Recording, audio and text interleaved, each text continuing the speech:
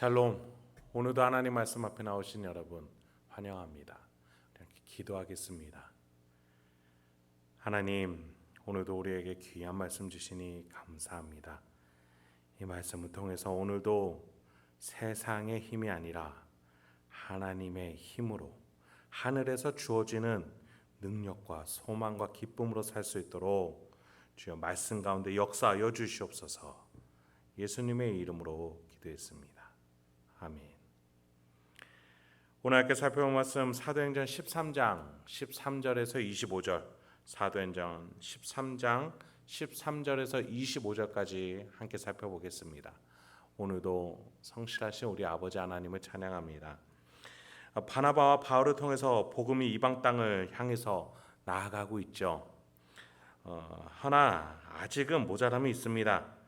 하나님은 바울에게 이방인에게 나아가라, 이방인을 위해서 택한 그릇이다 사명을 주셨지만 아직 바울은 유대인의 회당을 중심으로 움직이는 동선을 우리에게 보여줍니다.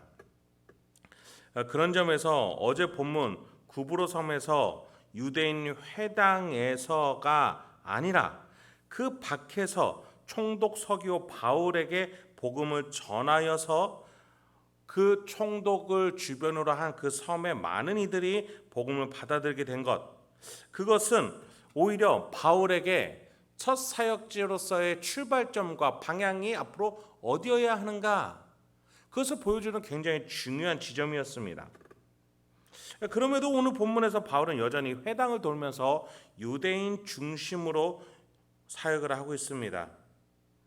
특히 우리가 계속 이제 살펴볼 그의 설교에는 유대인에게 굉장히 친숙한 구약에서 나타난 하나님의 약속에 근거한 예수 그리스도를 말해주고 있습니다. 물론 이것이 그렇다고 해서 틀린 설교라고는 볼 수 없습니다. 바울도 조금씩 하나님의 방향으로 맞춰져 가는 인간이기 때문입니다. 이러한 바울의 설교, 특히 사도행전에서 처음으로 자세하게 기록되는 설교인 만큼 또 우리에게 굉장히 중요한 설교가 되겠지요. 이 시간을 통해서 바울이 전하는 복음은 무엇인가 한번 살펴볼 수 있는 이 시간이 되길 소망합니다. 13절부터 19절 먼저 보겠습니다. 바울과 및 동행하는 사람들이 바보에서 배 타고 밤빌리아에 있는 버가에 이르니 요한은 그들에게서 떠나 예루살렘으로 돌아가고 그들은 버가에서 더 나아가 비시디아 안디옥에 이르러 안식일에 회당에 들어가 앉으니라.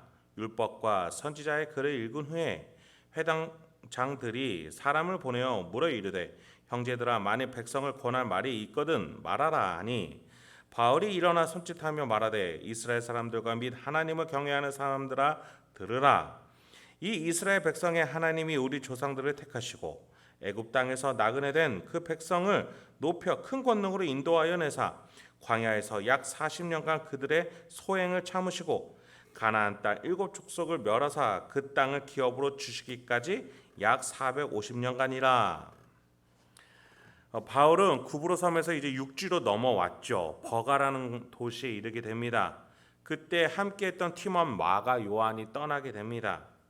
이유는 명확하게 알 수 없지만 어쨌든 이 마가 요한 때문에 나중에 바울과 바나바는 갈등하고 헤어지기까지 했습니다.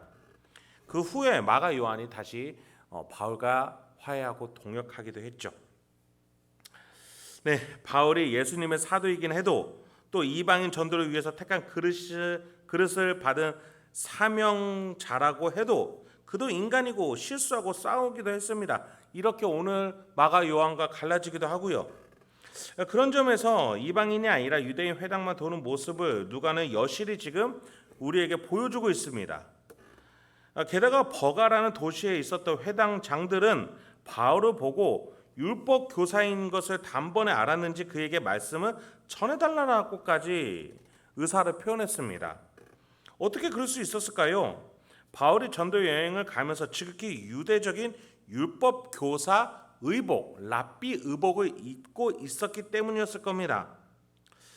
바울이 만약에 이방인들을 향한다면, 이 하나님의 사명에 집중했다면 그의 이러한 행태들이 과연 어떻게 달라졌을까 그러한 생각을 해보게 됩니다.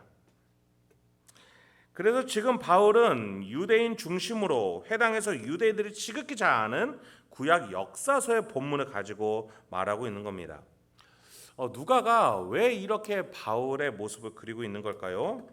우리가 후에 보겠지만 이런 바울의 갈팡질팡, 하나님의 사명을 정확하게 인지하지 못하는 모습, 그 모습에서 하나님이 인도해 주시는 길로 순종하는 후에 바울의 모습을 누가는 말하고자 함입니다.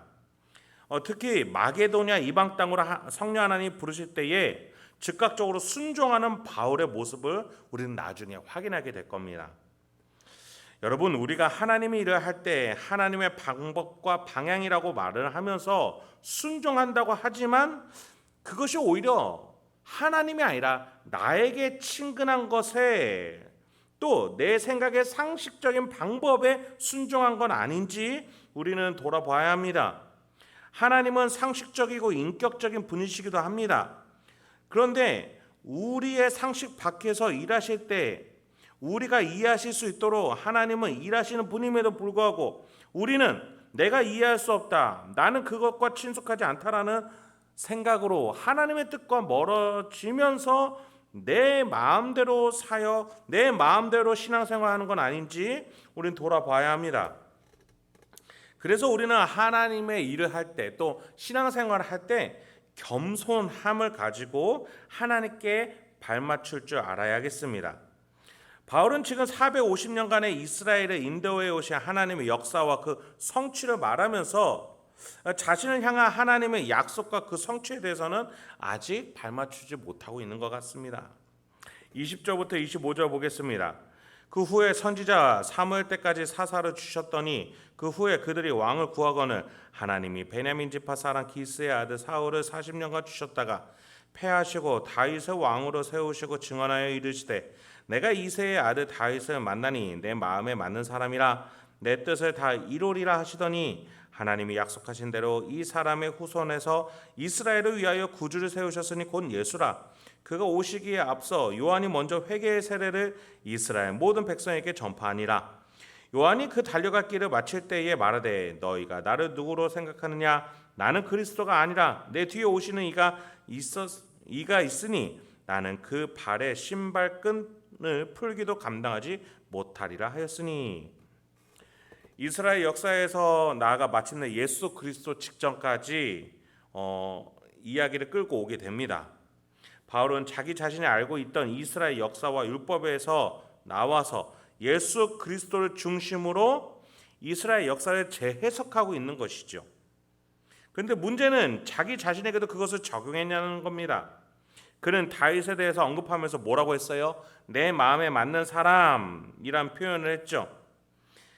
내가 지금 하나님의 기준에 옳은 것인지 이방인을 향한 그리스도로서 합당한 행보를 하고 있는지 그는 돌아봐야 했습니다.